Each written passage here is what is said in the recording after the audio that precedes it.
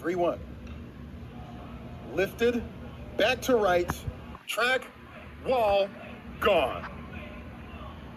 For the second straight game, Kien Vu has hit a 3-run bomb late in the game. He's threatening to overrun Ryan Campos on the base paths. He's so excited. And the Sun Devils, once again, have blown it open. It's 10-1. Exit velocity of 104 miles.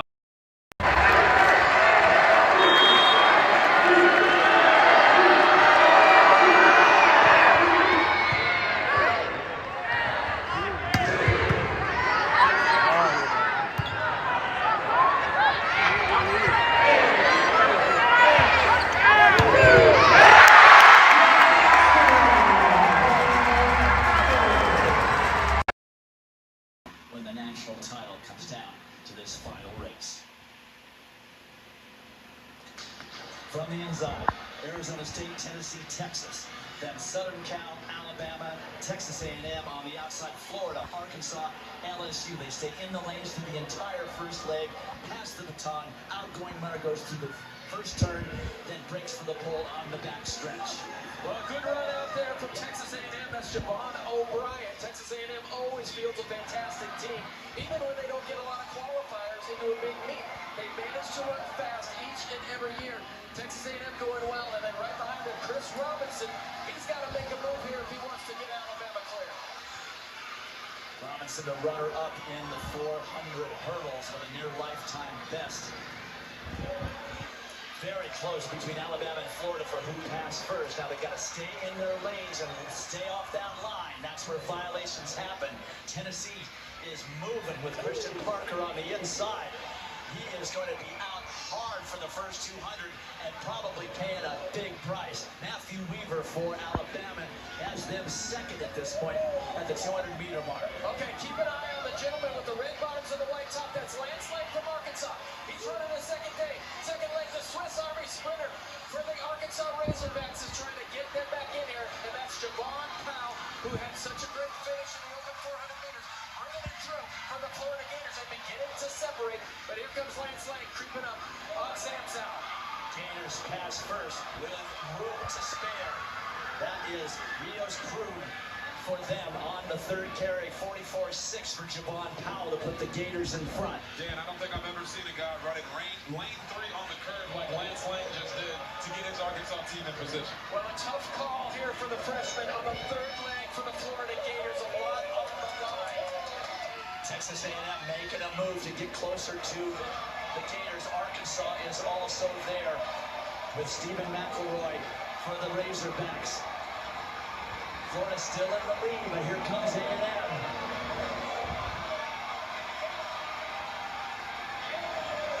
Close on this pass. Gators pass first. A very good pass for them between Pruitt and Genoa McKeever. And A&M is right there with Ahmad Robinson running the anchor for them. And for Arkansas, it's James Benson Jr. And Ahmad Robinson, he is a rundown specialist. If he gets this thing close coming into the final 100 meters, watch his head start to bobbing, and he's going to try to push his way past the Florida. A&M is not in the team hunt, but they can certainly make things interesting with the math. Ahmad Robinson getting position to make a move on the junior from Florida, Genoa McKeever, and the crowd loves it. The Aggies, and here comes Arkansas. This could be huge. These 2 points could make a big difference. It's A&M, Arkansas, Florida. So Florida with 6 points. But they were ahead of Alabama and USC. If there's no DQs, that means they win by 1 point over Auburn with 41 points. And look at that time, 2:58.82 for the Razorbacks. 43-2 for Ahmad Robinson. He just dropped.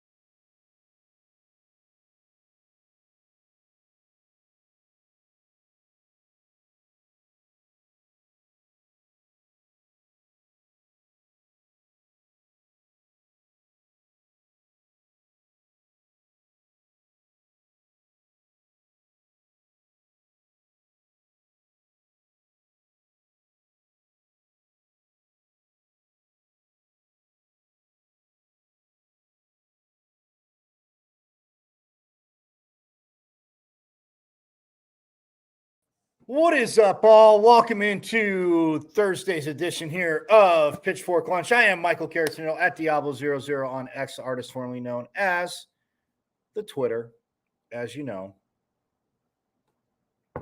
Where you can see the show live there every day, Monday through Friday, 12 to 1 p.m. Also on my IG, Michael.Caratino.5. And yes, Pitchfork Lunchers, for those of you that are here, just, a friendly, nice reminder every day that if you are watching live on YouTube, awesome, love having it. Hit me up in the comment section. No matter where you're watching, hit me up in the comment section. But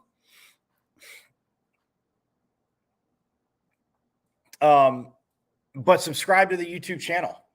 You can go to YouTube, Michael Caratino, but you can go to my channel. You can search it. It's at M as in Michael, V as in Victory, C as in Cat, 005 at MVC005 on YouTube. And subscribe. Because you have missed a plethora of interviews that are absolutely phenomenal. And like I tell you, like I remind you daily, it is a spectrum. Coaches, players, coaches that became Pac-12 coaches of the year in their last season. Obviously, very talented coaches, but very, very good teams. A lot of firsts for Sun Devils. Sun Devil coaches, but like in their first seasons, especially the water in volleyball, indoor and beach. Yes. So yeah, coaches, players, alum, legendary alum. Hey, go to the YouTube channel, subscribe, and after tomorrow, which will be the last show for the first season, you can binge watch, catch up on, but subscribe to the YouTube channel. So again, it's at M as in Michael, V as in Victory, C as in Cat, 005 at MVC005 on YouTube.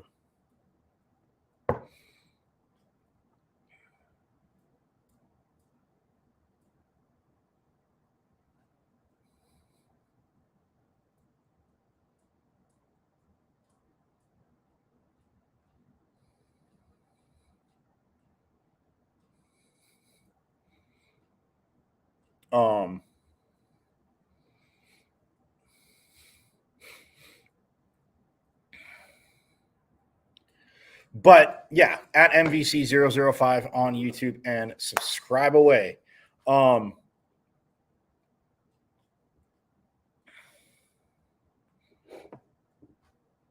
Subscribe away and get all caught up.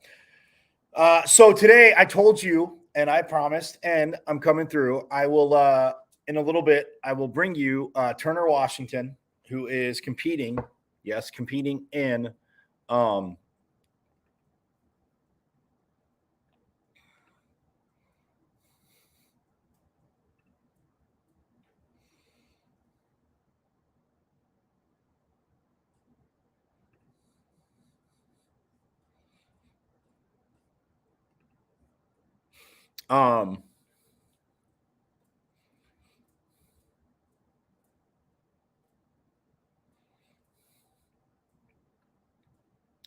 who is competing tomorrow.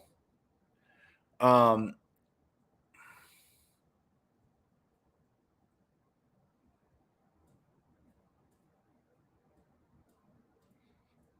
thought it was tomorrow.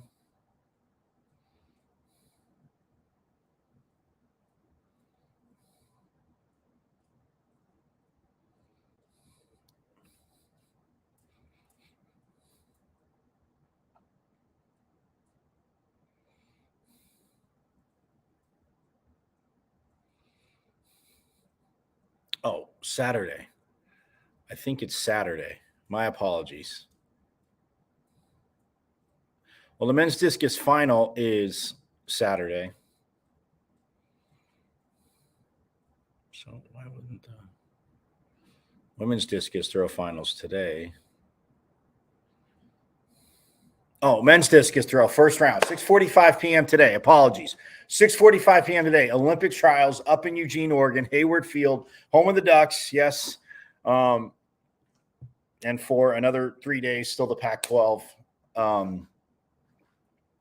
school, but home of the Ducks.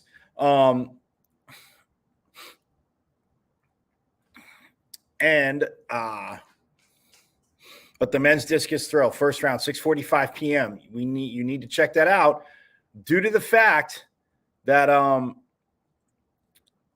Turner Washington will be competing in that. So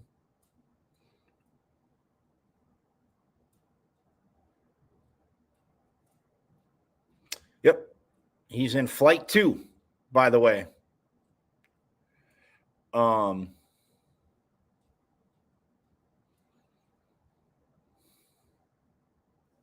He is in flight 2.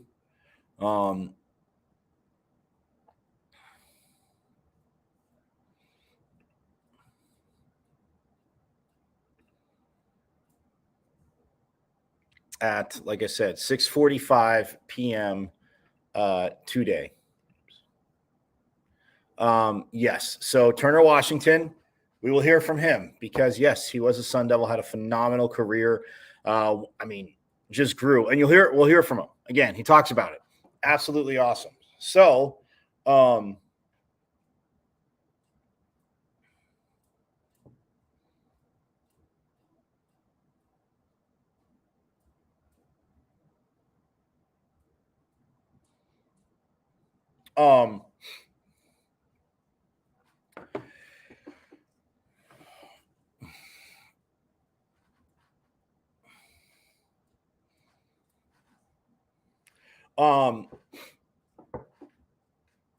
yeah. So, I mean, look, he had a phenomenal career at ASU, did Turner Washington, grew and grew.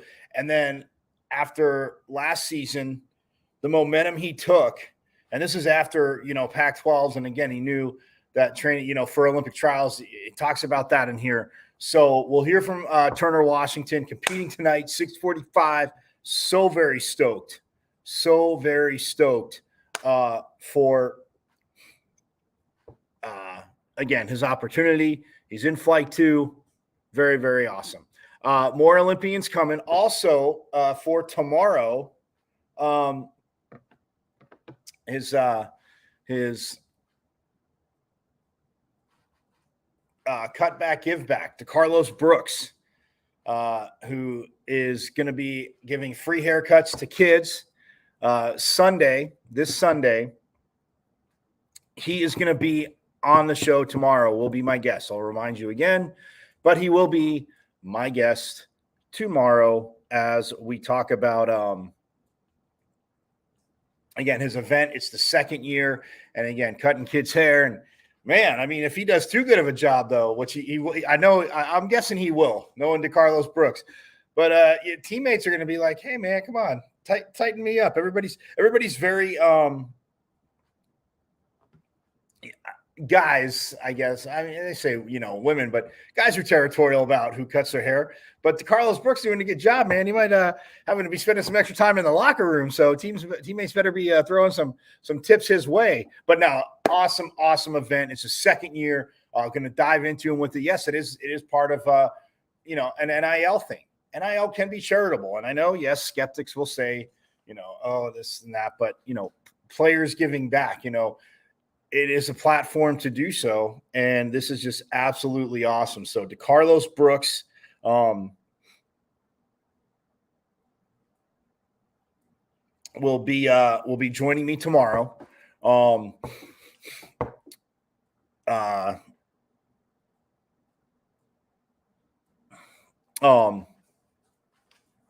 So very, very, very excited about that, and yeah.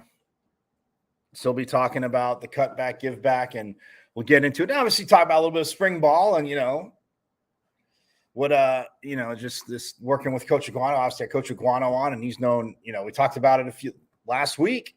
If you missed the interview with Coach Iguano, Pitchfork Lunchers, tell your friends, subscribe to the YouTube channel. It'll help. You can go back and watch it. But yeah, DeCarlos Brooks will be with me tomorrow. talking about that. So we'll hear from Turner Washington. Again, this interview with Turner Washington was after the season last season. And, obviously he's been competing and training. And yes, I've been looking at updates, but again, like I tell you, not complaining. I love doing this. And the show was a love project and a brainchild for a long time. So Pitchfork Lunch is here. We're good to go. That's that. But it is from after last season, but just talking we'll hear him talk about a season, it's the team and everything going forward. So we'll hear from him on that. Also in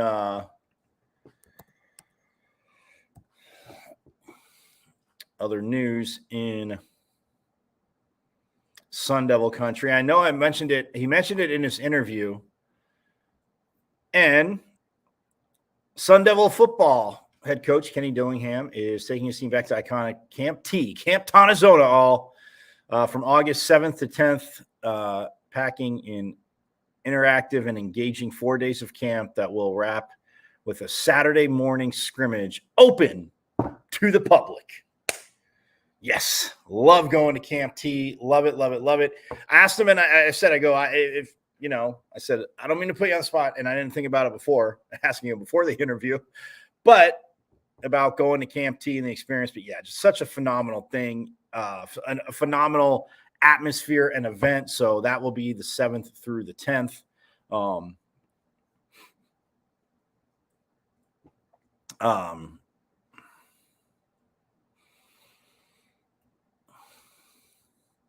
And just for those of you that don't remember, real quick, it's obviously a huge tradition. And it was started by legendary head coach Frank Kush, which head coach Coach Larry Quintara, who we had on and just celebrated his Century Club birthday, who was on Pitchfork Lunch. He we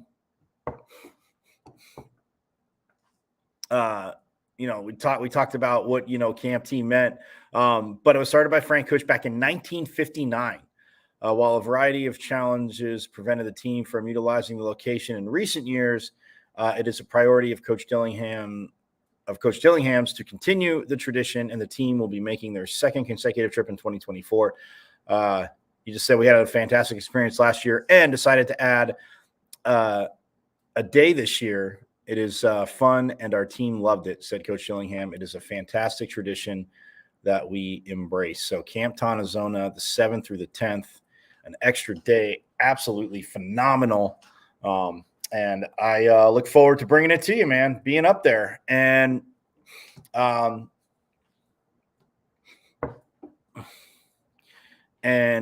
yeah, that part is just, again, absolutely awesome. So we all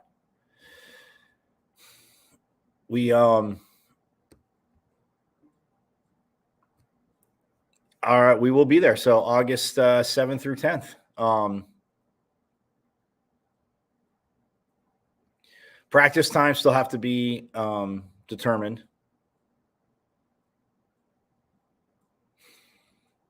But it's great. I mean, you see the players, after the scrimmage, kids, if you haven't been up to Camp T, y'all, you got to get up there.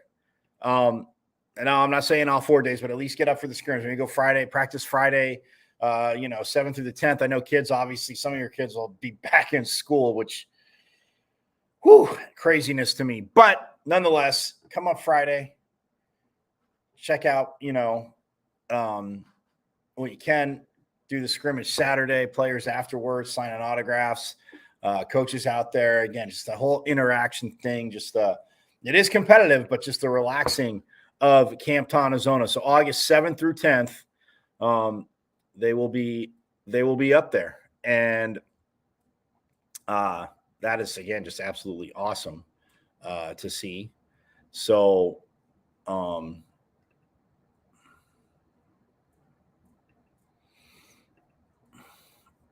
there's that. Also in news and notes, at the end of the show, the Big 12 announces the 2024-2025 Women's Basketball Conference opponents.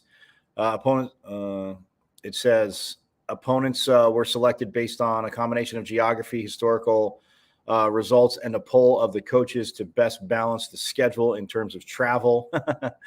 Oh, travel and competitiveness. Yeah.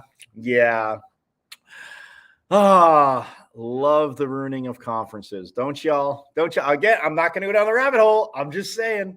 Hit me up in the comments. What do you guys think? Not just about going to the Big 12, but again, it's not just about the big sport. You're looking at basketball. Okay, yes, it is one of those. But again, feel free, hit me up in the comments. We shall get to that. But yes, so that's that. Also, the men's hoops matchups, and it says ASU, what a home schedule. So we shall talk about that in news and notes as well. As the Big 12 announced that. JJ Van Niel, Coach JJ Van Niel, women's volleyball again was the Frank Kush Coach of the Year. Won the Frank Coach of the Year honor, again, voted on by all the coaches in the athletic department. So, again, between him and Kristen Rohr, man, volleyball-wise, I got to think they were they possibly were the two front runners. I mean, Missy Farquet, Matt Thurman.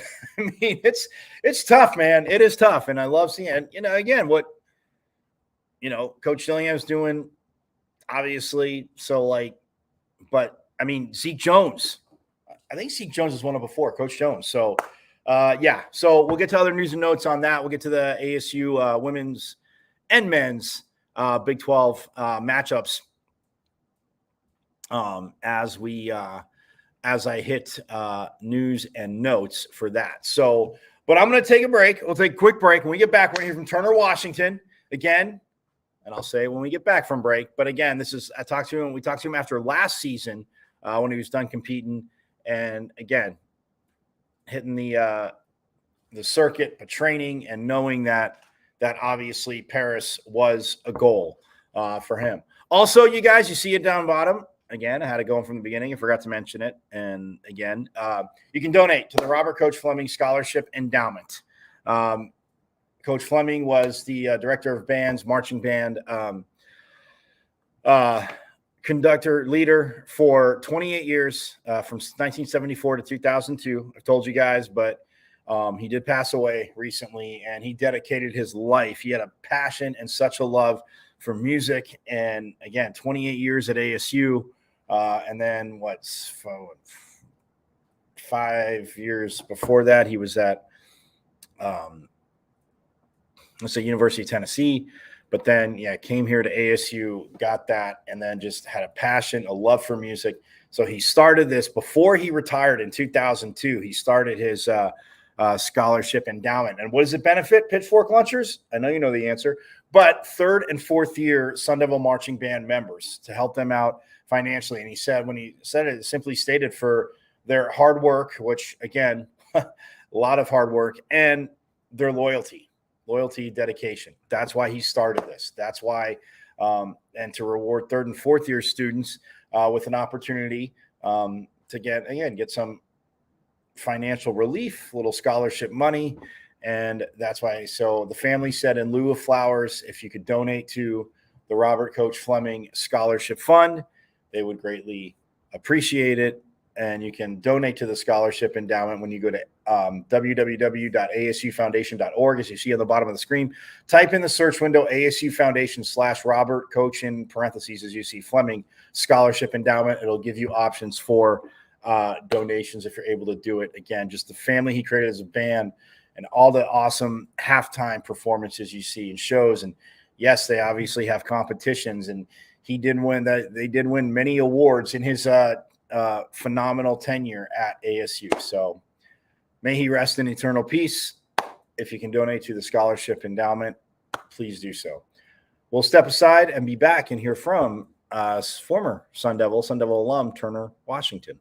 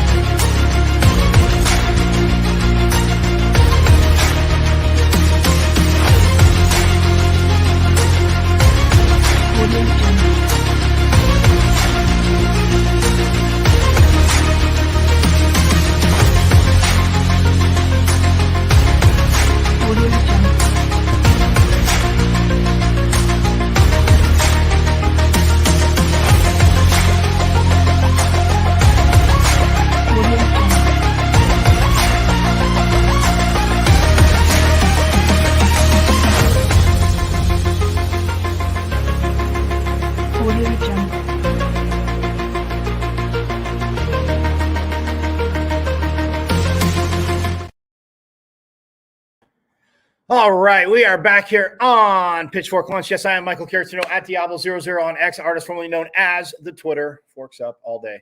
You can see the show live there every day, Monday through Friday, 12 to 1. And my IG, michael.caratino.5. And yes, Pitchfork Lunchers, subscribe to the YouTube channel. So for those of you that haven't got to see all the shows, again, go to my YouTube channel. It's there. And again, feel free, just subscribe. Go back and watch the shows, the interviews, like I said, the phenomenal interviews you may have missed, and we'll go from there. But once again, yeah, if you do it, you can go to YouTube and subscribe. It's at M as in Michael, V as in Victory, C as in Cat, 005, at MVC005 on YouTube. So, as promised, I am bringing you the interview I had with Turner Washington, who competes at 645 tonight. He's in Flight 2. U.S. Olympic or the U.S. Olympic trials, men's discus. And again, he had a hell of a career at ASU. He's got better and better and better and grew. I shouldn't say better, but just grew so much. So yes, this is from after last season, but I know a lot of you didn't get to see this, Pitchfork Lunchers. So again, playing this because he talks about, I mean, obviously what he did last season, his journey, but in aiming for the Olympics. So without further ado, here is Sun Devil alum, Sun Devil for life, Forks Up, Turner Washington. All right, so Turner, obviously, I mean, another great season. I mean, track, obviously, I've always minor experience in, but I mean, a complete individual team sport. But I mean, your success obviously helps the team. But I mean, when your journey first started, I mean, I'm sure you knew you had it in you, but could you imagine it just getting to this level? Yeah, getting to this level. Like when I came into college, like my freshman year, I had this whole like thought in my head, I'm gonna come in and I'm gonna take over, you know, I'm gonna win my first year and I'm gonna keep on winning. And then that first year, just not what I was expecting. It kind of like a wake up call from, hey, this is big boy track, this isn't high school anymore. And then to be able to come up here and like feel like right away, like, hey, like I remember walking through that parking garage in my visit. I'm like, this is home. This is where I need to be at this moment in time. And then to go into that first year, redshirt year, through 2081 in the shot put, first time really like competing in the shot. And I was like, okay, like, hey, I still got some of this. I'm like, I still got it. And then that was like, that whole year was like, I still got it kind of year. And then going into the next year, I'm ready to bring it. COVID happens, it shuts everything down. And then it's just me, the boys, lifting weights in the garage, just getting ready. And it was that period of time where it's like you have nothing going on and all you want to do is get back in the circle. And then we do. And then we're training, and things start going well. it's clicking. And then boom, national record there. Then the ball keeps rolling. Then a national championship, then 2 more that season, Bowerman finalists, and I'm like, I'm done. I'm ready to go. You know, I'm the man. I'm gonna come next year. I'm gonna do 1 more year, then I'm gonna go pro, and that's gonna be it. I'm done with college. I'm gonna be it. And then the next year comes, and just things are not. It wasn't as easy. Maybe just not as focused. You know, like when you're like complacency kind of crept in to where I didn't have the same fall training that I would traditionally have and the same sort of focus. And then it kicked me that season to the point where my whole career, it's always been like, I'm Turner Washington, the thrower. My dream was like, hey, I want to win the Olympics one day. And then if I get hit by a bus on the way out, like, that's it. Like, I won the Olympics. It doesn't get better than that. And then when you have that moment where you're like, ooh, will I ever reach that point? But then all you've ever thought of yourself is just, hey, I'm just this athlete. Like, I was the son of Anthony Washington. I'm this athlete. I'm supposed to go and do this, restore American throwing, like the lofty ideas of a kid, but it crept in, and that's where I didn't see myself in different avenues of life. And then deciding like, hey, I don't want to do this sport anymore. Like, I don't like the way it's making me feel, like just my general outlook in general. And that led to me retiring because like, you know, I'm done, don't want to do it. And then as summer kept in, that's like I started dating my girlfriend at that kind of moment. And then just through her and like us building this relationship, I started like seeing like a life outside of just training, outside of just track and field, to where then when I was approached that, hey, like, you want to come back? And I was kind of like, yeah, I want to come back, get my school paid for. You know, it was like, I felt like I had done enough. Now I'm just going to reap the rewards. And as the weeks kind of crept on, it was kind of like, oh, I'm starting to feel that, like, I'm starting to find the sport again and the love and the passion for the craft and what I was doing. And then as those kind of like weeks went on, I started feeling that like fire, that competitive, but would like pull back, honestly, because I was like afraid to fully embrace and like, do I really want to dive off this ledge back into this whole like mindset and approach? But this where like this time where I was like open with my coaches, open with my family, and having the people around like willing to listen, to where like when I was able to dive off, it was like in a healthy manner. And that the shot, like the indoor season wasn't the best. It's not what I wanted by any means. And throughout basically up until the regionals meet, I was like, oh, there's some distances that we're starting to see. And then so then regionals happens. I'm like, okay, I'm good at shot put again. And then going into that shot put meet, it was kind of like, I think I can win this meet.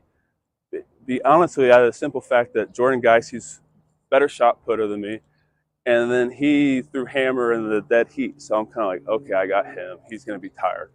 I take that throw, 2104. I think I win. I think the meet's over. Put on a little celebration. He comes and boom, beats me on the last throw.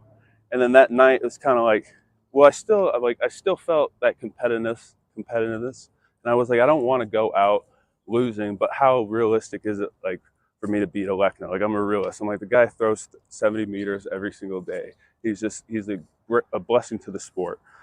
But I go and I know that I'm close to my technique, just how the training's been going. So then I work on a few last things that night in the hotel weight room, and then go have the best practice session of my life. Just easy, just kind of like taking it all in, knowing that, hey, like this is my last time like practicing before an NCAA championship.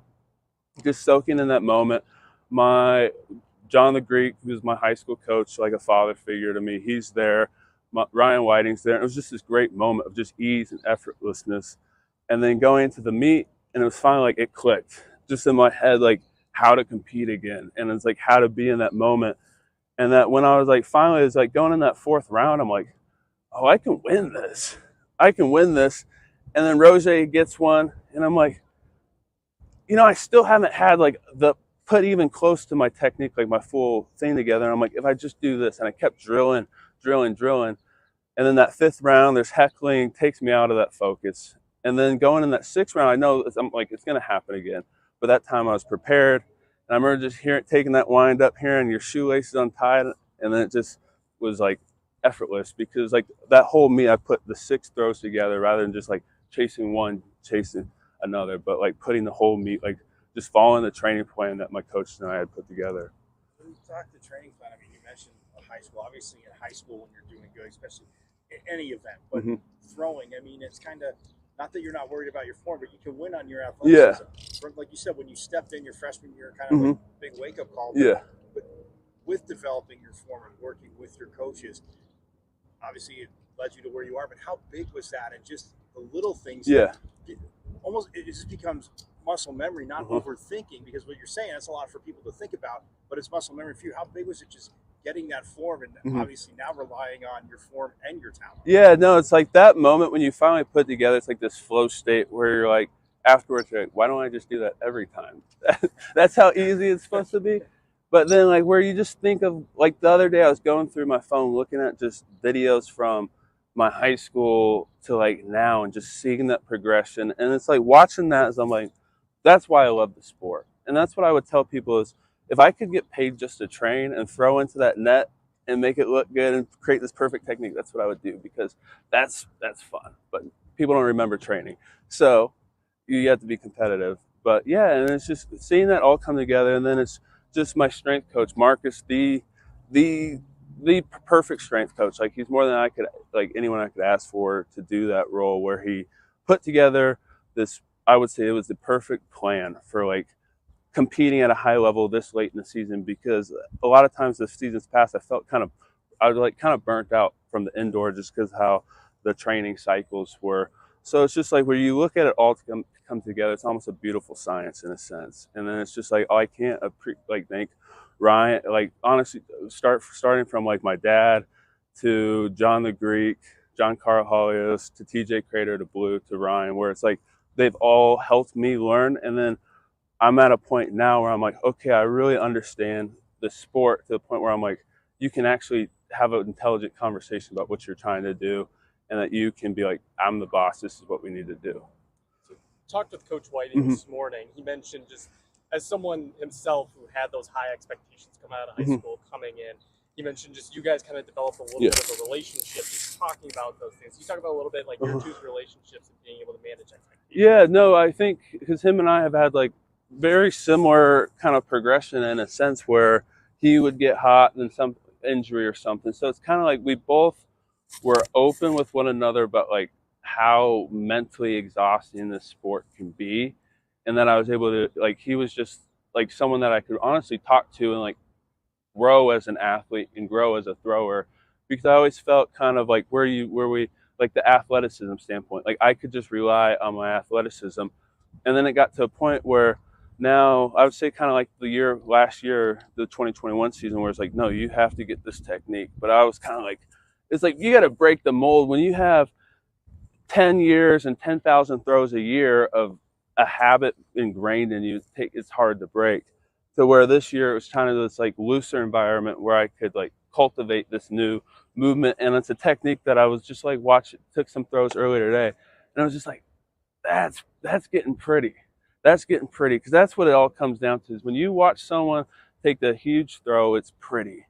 And people can say what you want, like there's nothing that beats a pretty throw. And that's what it comes down to. So you may not remember this, but it looks like on your bio on the ASU website a long time ago, probably filled out a questionnaire. Yeah. Some of the things on there, your favorite TV show being Vampire Diaries, some funny things like that. How do you, at the end of the day, you're taking all this pressure of being a champion, doing this thing. At the end of the day, you're a college student. Yeah. You want to have some fun. How are you able to kind of balance, those nights where you want to go out, have some fun, do some things, but also like you want to be a champion. You want to go. No, for sure. And I won't give you the stereotypical, like there was a lot of times where I look back and I'm like, I had my fun, and that was where I'm looking as an older athlete. I'm like, oh, like it's like this, the intricacies now, like you see the small details. And now it's like, as you look where you're at now and you look back, you can see like, that's why you weren't able to do that. Hey, it's like you have this strength deficit.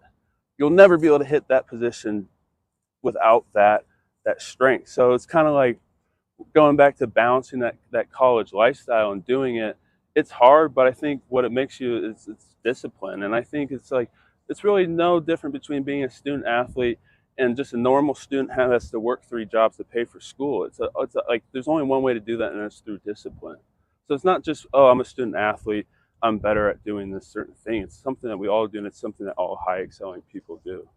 And then when you said, when you said like meeting your girlfriend, kind of like stepping away Yeah. from it, thinking that you're retired, but with her and like you said, your family, is that help get your focus back? And but in and of itself, not that you weren't focused, but like you sound more now like even more of a love for the sport, Yeah. for your event, just for everything, the training, everything. Yeah, no, definitely. And it's like, I think it's when you come to a point where you're willing to leave something and then you come back to it out of more of that kind of love, where it's like, I've come to accept certain things. Like, if I want to keep throwing this sport, probably going to have a full-time job as well, just to be able to afford it. But it's like, do I want to do that? Yeah, because I have a dream of becoming an Olympian and doing those things. But that's just, yeah, it's difficult. But then to be able to have that support and to see like, hey, there's more out there. Like where I said I just wanted to be an Olympic champion. Now it's like the thought of seeing my girlfriend become my wife and us have like property, that nice cottage lifestyle, like something's just nice and sweet. To where it's seeing just, that's what I want. Throwing is a way for me to get there. It's not it's not gonna create that. It's like throwing is it's become like a platform, and I think that's what it's always supposed to be. Yeah. And then with like wanting to get to the Olympics, like you said, guys that are doing things like where they're at, but like what are the next steps now for you going forward to get there? Yeah, next steps I would say first starting with USA's. That's this like July 6th I'll be throwing, and that comes down to one, I gotta hit the 67-meter standard, because if I hit that, then I'm automatically going, and it doesn't matter like my world ranking. But sitting right now, I'm 18th in the world, and top 35 I think is what goes. So if a good USA's, that's what's focused on. And I think it's just kind of like the last Friday, the national championship was more like what I'm saying, like a stepping stone, where I'm like, where I watched the video and you see that, okay, that throw wasn't that great, and then it's seeing like, okay, I can throw this distance now, and now I have that drive and that confidence. Really, what it is confidence to know you can walk in the circle and do those kind of things. Because when you get stuck there, you start believing like, oh, this is all I can do. Like, what? There's too much to fix. It's too big. And that's one thing that happened this year, is where I kind of was never like, I got to have this technique by this date, and then I'm going to compete with it. Where I kept developing the technique as the season went on, where going once again back to the athleticism, is I could get away doing certain things that other people couldn't. But now trying to work towards that not perfect, it's never going to be perfect, but that technique that is good enough to win. It's like to keep people on pins and needles and so.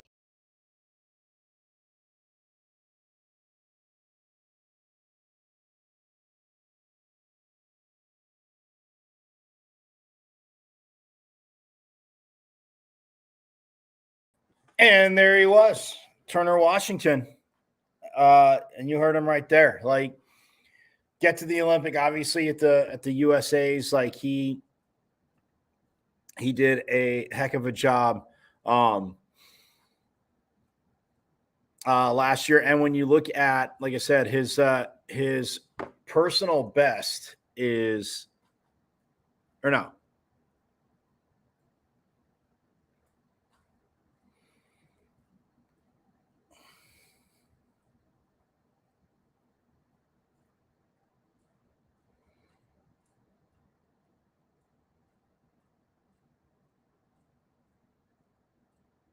I will tell you what his personal best is.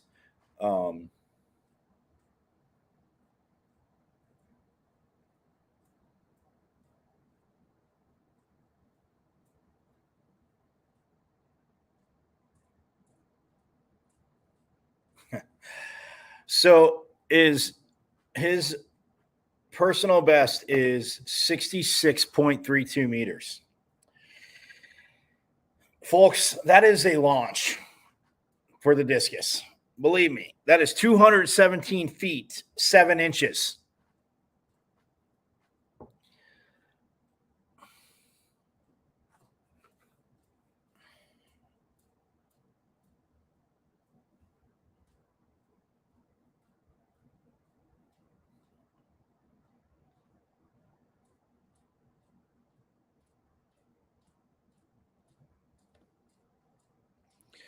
Now, you have a guy, I see Sam Mathis, says Nike.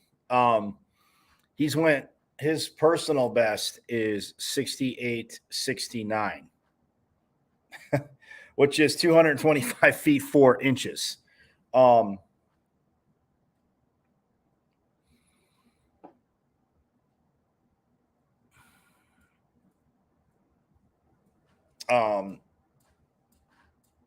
But his,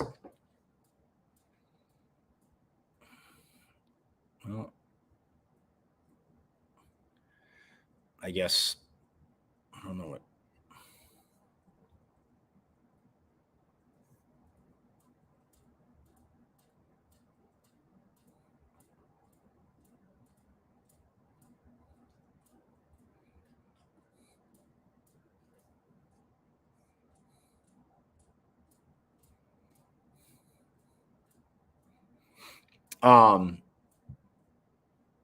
But he also has I don't know what the other, it's a 65.49. So just shy of probably about 215 feet. But nonetheless,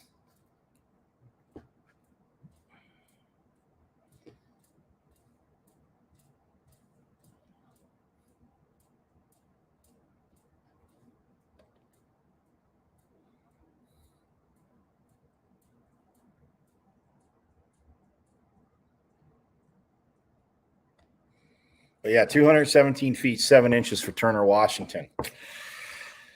Whew, you can do that, man. You're gonna be you are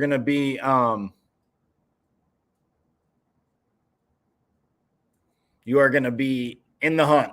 So again, so awesome hearing from Turner Washington. Again, like I said, it was after last season. And yes, he's been competing, had a busy year. Flight 2 tonight, 6:45 p.m.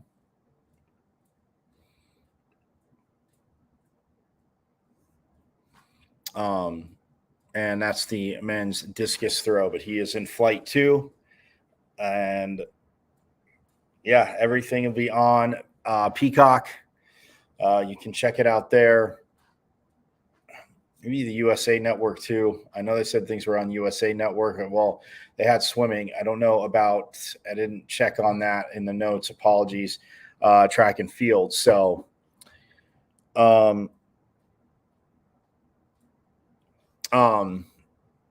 yeah, so 6:45 p.m. the first round starts, and you'll be able to check it out. But let's go, Turner Washington. Forks up. You got Sun Devil Nation with you. But just hearing him talk about all that, because again, that's why when he started talking about it, and it goes true to anything, like in high school, is you get any sport, but you look at him in track and field. Obviously, not a small person. And yes, well, time at ASU obviously filled out, got bigger, but not a small person. But yeah, you can depend on that athleticism so much. But something like the discus, yeah, if you're halving it on the form and just saying athleticism, there are guys that might not be able to, you would think, outthrow you, but can. And like he said, I mean, he had to step away. He stepped away. Thought, I mean, he was literally going to retire, and then obviously his dad being a thrower, and then coaches and what he came for, and then just kind of seeing, hey, and yes, he obviously does have a love for it and wanting to get to the Olympics. So awesome. And you got to talk to him a little bit after that interview, but so awesome catching up with him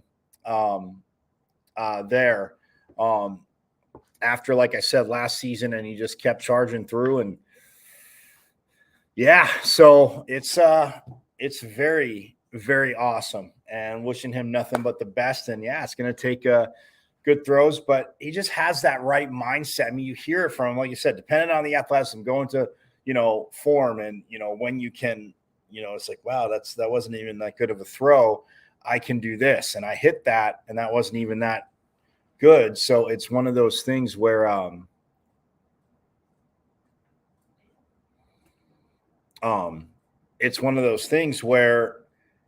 again, just absolutely when it all comes together and you put the form. I mean, especially with discus. I mean, I would say shot put as well, because shot put with the form, like you can't. Yeah, I mean, when you try and just make it, all about arms, you got to get that leg kick, and obviously, at that level where they're doing the approach, where again they're rotating and shot put, like they obviously discus to get that momentum, and obviously not to go over and scratch. But yeah, for Turner Washington, again, developing that mindset, again, stepping away, finding love, coming back, starting to match that form with the phenomenal and unbelievable athleticism and talent that, just raw talent that took him to a spot, and then to, felt like you said, maybe kind of felt like he, plateaued in a way, but then that boosted him more and got him over the top. So I'm looking forward to Turner Washington tonight. Can't wait to check it out. And hopefully you have some, should have some highlights of it tomorrow. But again, and I know I said I'd hit other news and notes. So real quickly, before we get out of here, again, the Big 12 announced the 2024-2025 men's and women's basketball conference opponents. And guess what that means?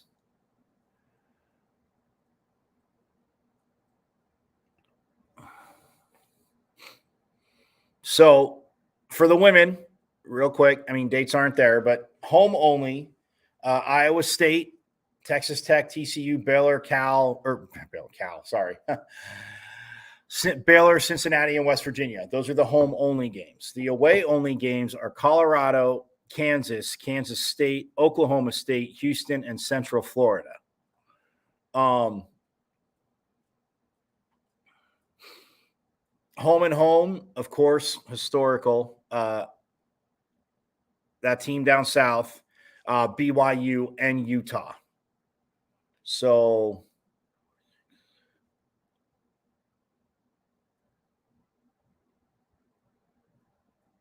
that's 18 conference games, because you have the home only, which is a 3, like I said, there's 6 games, but Iowa State, Texas Tech, TCU, and then Baylor, Cincinnati, West Virginia.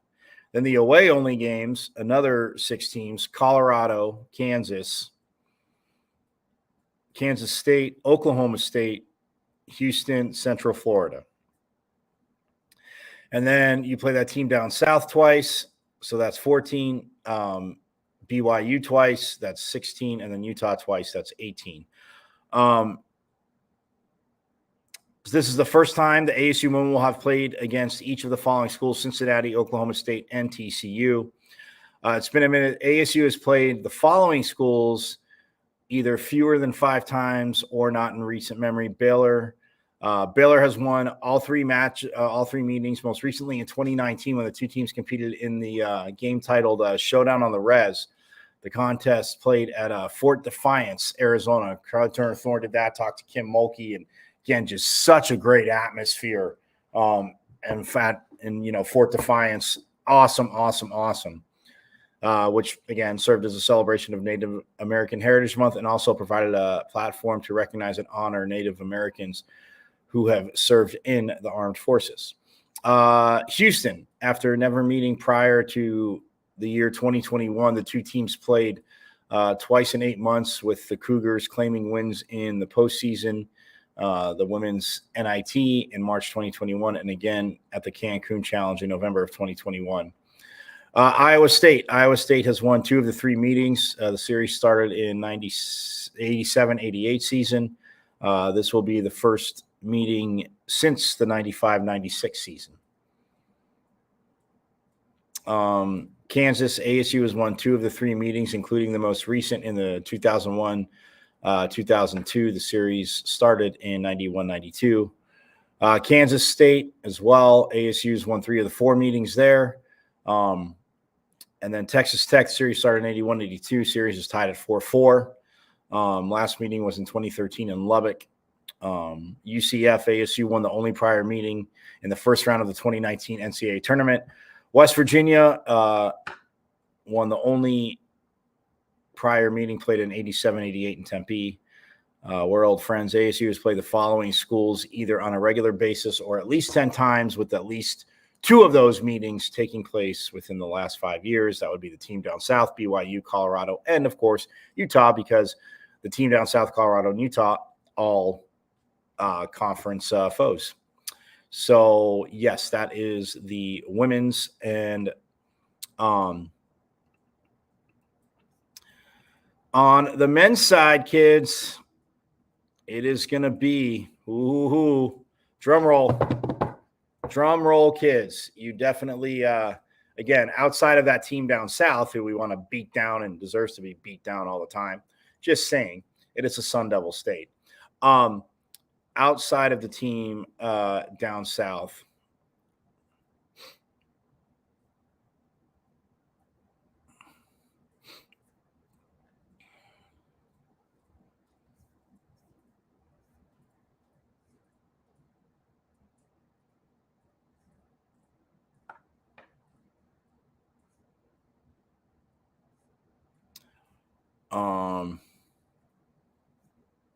okay, so Big 12 home games at Desert Financial 2024-2025. The team down south, yes. Baylor, BYU, Colorado, Houston,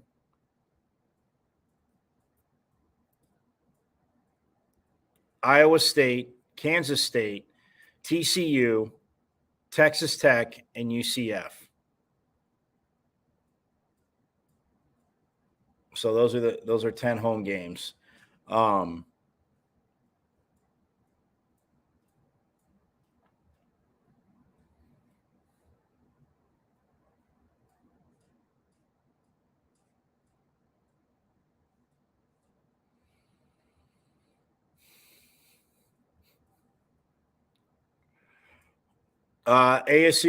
men will also play home and away. And again, with 5 schools, that's the team down south, BYU, Colorado, Kansas State, and Texas Tech. We'll each make a trip to Tempe. ASU will visit Tucson, Provo, Boulder, Manhattan, and Lubbock. Okay. So the only team, what teams do the men play at home? Iowa State, TCU, Baylor, Houston, UCF.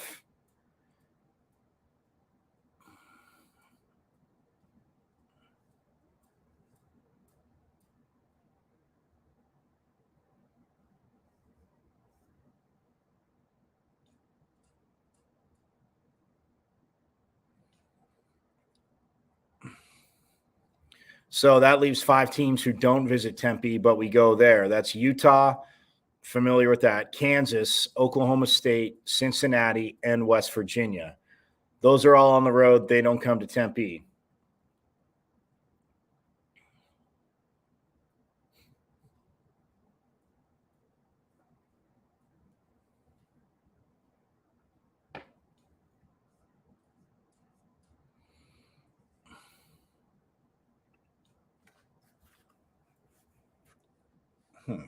They released it. I wonder if.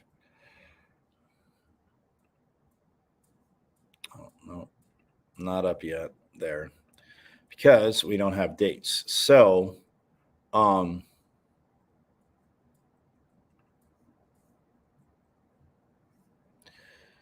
yeah, they play Sun Devil Big 12 home games at Desert Financial. So UCF, TCU, Kansas State, Iowa State, Houston, Colorado, BYU, Baylor, and the team down south are all going to be here.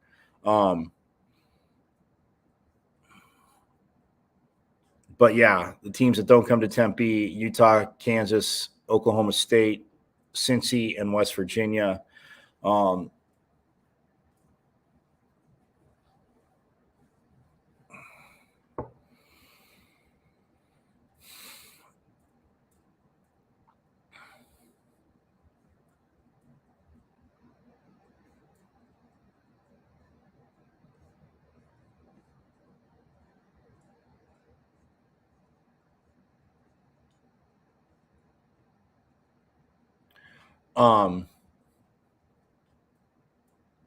So that is it for men's hoops, kids. And again, once you get dates, it'll be a lot closer.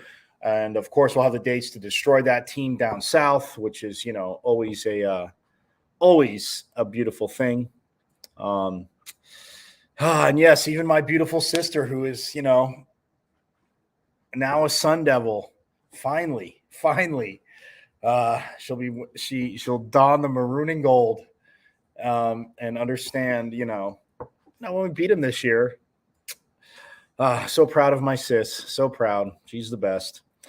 Anywho, but yeah, so those are that. And also don't forget, like I said,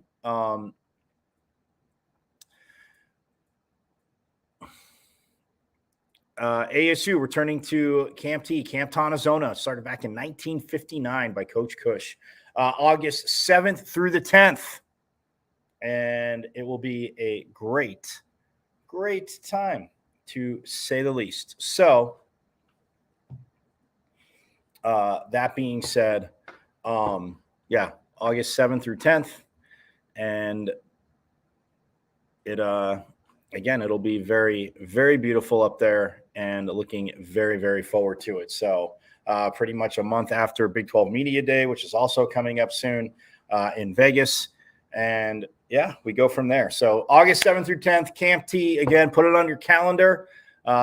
Get on up there. It is absolutely beautiful. And hey, if you're here in the Valley, it's always nice to be spoiled by cooler weather. So, but I am out of here. That is going to do it for today's show. And I am glad you could join in. Hope you got to see the my interview with Turner Washington, who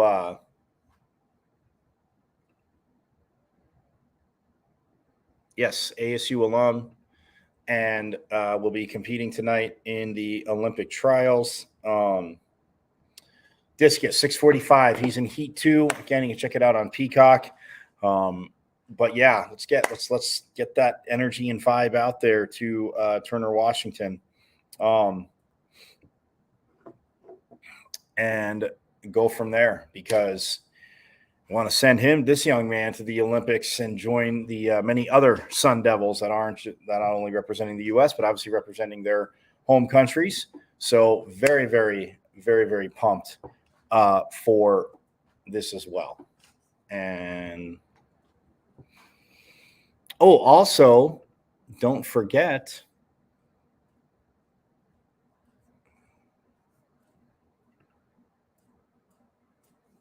in the 5,000 meters, by the way,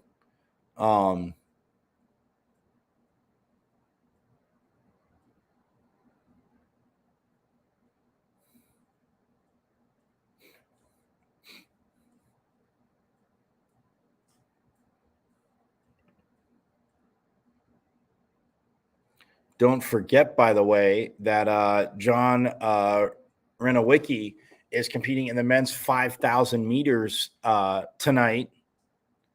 And that is at 8:03.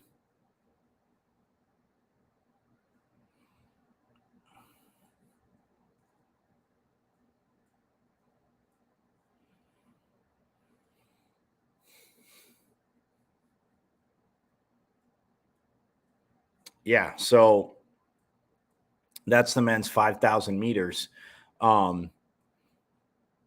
tonight. And Renowicki, Sun Devil alum, his personal best is 13 minutes and 19.33 seconds. So, yeah, we'll see what he can do there.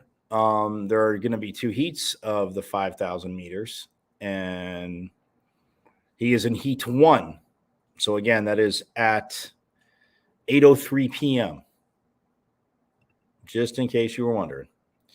8:03 p.m. tonight, the 5,000 meters, Renowicki, 6:45, again, flight 2 for Turner Washington. So, again, you got a lot to check out. Please do so. But yes, again, you see it across the bottom. If you can donate to the Robert Coach Fleming Scholarship Endowment, again, the former director of bands, marching band leader for ASU, passed away last week. And I said I was going to keep this up until we finish out the show for the first season. But yeah, you can go to asufoundation.org. As you see, type in the search window, ASU Foundation / Robert Coach Fleming Scholarship Endowment, and it'll give you options for donations, as family said, obviously in lieu of flowers from his recent passing. In lieu of flowers from his recent passing, if you could donate to this, that would be awesome. There's also Robert Coach Fleming tribute page on Facebook. So you can search that, become a part of it, share stories. I'm sure there's a lot of former band members band members, alum, families, but just anybody that knew him, you can go there. But if you can donate to this, and again, it benefits 3rd and 4th year Sun Devil Marching Band members, gives them a chance to apply for it and get scholarships. So for their hard work, like Coach said, but he set it up before he retired, their hard work and their loyalty. So hard work, dedication, loyalty, all from that. So yes, if you're able to, that would be phenomenal. So hey, have a great rest of your Thirsty Thursday. Again, hit me up on X, the artist formerly known as Twitter, at Diablo00. You can see the show live there every day, Monday through Friday, 12 to 1. My IG, michael.caratinudo.5. And yes, Pitchfork Lunchers, you know it, the YouTube channel. If you missed the sound today from Turner Washington's interview that I did and any other interview, go to YouTube, subscribe to the channel. After tomorrow, when I do the last show and I'm off, guess what? You can binge watch the interviews. And well, I said you should watch all the shows, but you can go back and binge watch the interviews, the shows. Check them out, and then we will get started. Probably just have a few interviews. We'll do Camp T, but then we'll get started very shortly after that, August 7th through 10th. Again, tomorrow, DeCarlos Brooks talking about his charitable event, the Cutback Give Back, the haircutting, free haircuts for kids. DeCarlos Brooks will be joining me tomorrow, Sun Devil running back and former Chandler High School running back. So we'll have a lot to talk about, obviously, that event as well. So have a phenomenal rest of your Thursday. I will see you tomorrow. And I will see you tomorrow. And, get a little extra on the way out. Obviously, stuff that I've been able to cover, been out at, and all that good stuff. And yes, Pitchfork Lunchers, it's a Sun Devil state. Can't wait to play that team down south and beat up on them as much as we can in all sports. So let's have fun with that. It is a Sun Devil state. I will see you tomorrow. But yes, you know it. As always, forks up. You got lane violations, you got drop batons, you got passing out of the zone. Tons of stuff can happen in this final event. We love it when the national title comes down to this final race. From the inside, Arizona State, Tennessee, Texas. Then Southern Cal, Alabama, Texas A&M on the outside, Florida, Arkansas, LSU. They stay in the lanes through the entire first leg, pass the baton, outgoing runner goes through the first turn, then breaks for the pole on the back stretch. Well, good run out there from Texas A&M. That's Javon O'Brien. Texas A&M always fields a fantastic team. Even when they don't get a lot of qualifiers into a big meet, they manage to run fast each and every year. Texas A&M going well, and then right behind them, Chris Robinson. He's got to make a move here if he wants to get Alabama clear. Robinson, the runner-up in the 400 hurdles with a near lifetime best. Very close between Alabama and Florida for who passed first. Now they've got to stay in their lanes and stay off that line. That's where violations happen. Tennessee is moving with Christian Parker on the inside. He is going to be out hard for the first 200 and probably paying a big price. Matthew Weaver for Alabama has them second at this point at the 200-meter mark. Okay, keep an eye on the gentleman with the red bottoms and the white top. That's Landslide from Arkansas. He's running his second day. Second leg, the Swiss Army sprinter for the Arkansas Arkansas Razorbacks is trying to get them back in here, and that's Javon Powell, who had such a great finish in the open 400 meters. Bringing it through for the Florida Gators. They've been getting to separate, but here comes Lance Lang creeping up on Sam's out. Gators pass first with room to spare. That is Rio's crew for them on the third carry. 44-6 for Javon Powell to put the Gators in front. Dan, I don't think I've ever seen a guy running lane 3 on the curve like Lance Lang just did to get his Arkansas team in position. Well, a tough call here for the freshman on the third leg for the Florida Gators. A lot on the line. Texas A&M making a move to get closer to the Gators. Arkansas is also there with Stephen McElroy for the Razorbacks. Florida still in the lead, but here comes A&M.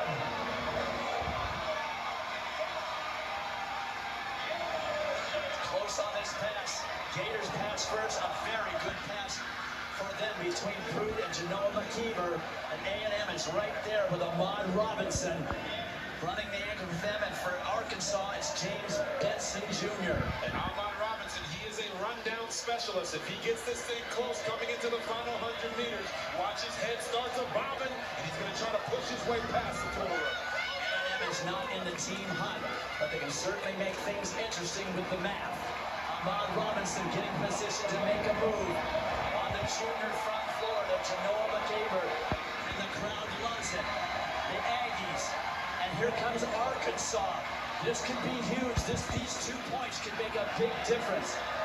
It's A&M, Arkansas, Florida. So Florida with 6 points. But they were ahead of Alabama and USC. If there's no DQs, that means they win by 1 point over Auburn with 41 points. And look at that time, 2:58.82 for the Razorbacks. 43-2 for Ahmad Robinson. He just dropped.